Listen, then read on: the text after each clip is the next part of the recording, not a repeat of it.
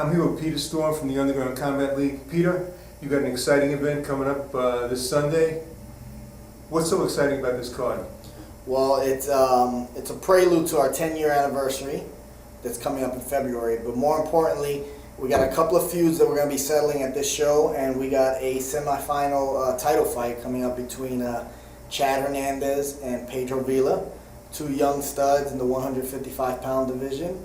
And only one of them is going to be able to fight for a title after Sunday. What do you think we should look out for in this fight? I mean, Chad Hernandez is a great submission artist. You know, Chad's got, he's got more experience. He came in last year and he's been fighting a year straight, 4 fights. He's 3-1.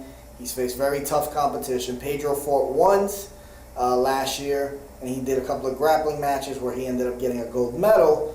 So, you know, I mean, both guys got credentials, but I got to go with the experience. I think Chad Hernandez is going to, he's going to take the fight, definitely. And I know there's some other exciting fights. Tell me about this card, man. Well, the two feuds that are going to end, one is the one I have with Adam Nadler. That rematch, bro. 4 years ago, you know, we fought, and, you know, it was one of those fights that was just, it wasn't fulfilling as a fighter. You know, you go there and you want to always put on your best performance.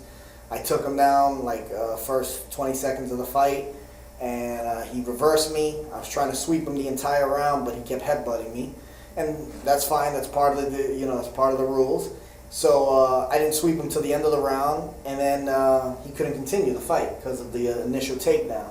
So you know, he had his excuse about previous injury, and you know, it was just unsatisfying for both of us. You know, I ended up getting the TKO victory, but you know, just want to 4 years later, just want to settle it, and should be a good fight. I'm predicting I'm going to beat him in the first round submission.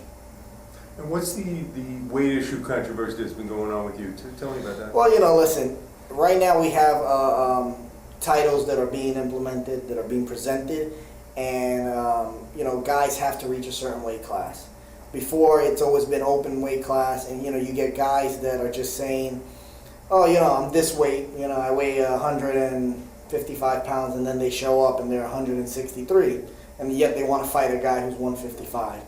And you know what? Listen, this is just a general rule I have, and as a fighter, I'll always say this.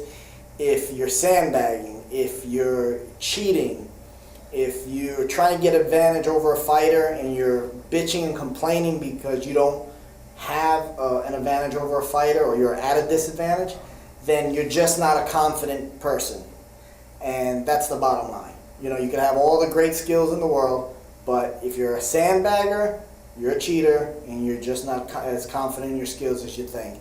And you know, in the November show, I'll be fighting one of those guys, and we'll save that for the next show. The next episode, which we're doing right now, is Underground Combat League Confidential.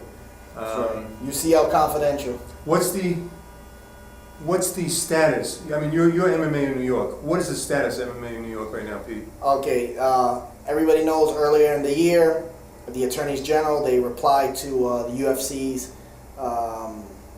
lawsuit about MMA in New York, and basically the state Attorney General said the Underground Combat League, mixed martial arts, amateur MMA in New York is legal.